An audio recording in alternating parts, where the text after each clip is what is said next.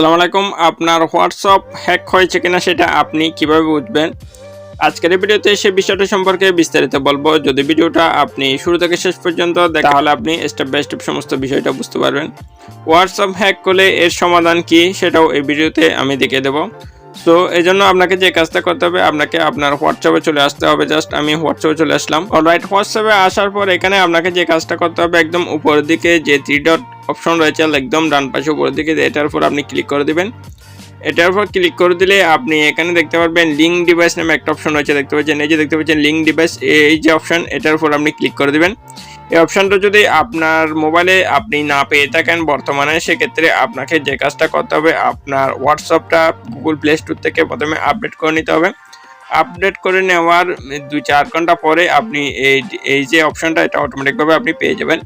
এটা আপডেট করার সাথে সাথে অ্যাক্টিভ হবে না, জাস্ট অ্যাক্টিভ হতে একটু সময় লাগবে। অলরাইট, লিঙ্ক ডিভাইস এই যে অপশন দেখতে পাচ্ছেন, অপশনের উপর আপনি ক্লিক করে দিবেন। লিঙ্ক ডিভাইস অপশনের উপর ক্লিক করে দিলে আপনি এরকম ইন্টারফেস দেখতে পারবেন। এই যে দেখতে পাচ্ছেন এখানে একটা উইন্ডোজ একটা দেখাচ্ছে। আপনার যদি হোয়াটসঅ্যাপটা হ্যাক হয়ে থাকে, সেক্ষেত্রে আপনি যদি হোয়াটসঅ্যাপটা কোনো রকম ডিভাইসের সাথে কানেক্ট থাকে, সেক্ষেত্রে সেটা এখানে শো করবে। দেখতে পাচ্ছেন এই যে অপশন, এই যে দেখতে পাচ্ছেন লিঙ্ক ডিভাইসের অপশন উপর ক্লিক করলে আপনি এই প্রসেসে আসবে। এখানে যদি আপনার হোয়াটসঅ্যাপটা হ্যাক করে থাকে, তাহলে আপনি এখানে যে ডিভাইসের সাথে আপনার হোয়াটসঅ্যাপটা কানেক্ট আছে, সেটা এখানে অটোমেটিকভাবে শো করবে।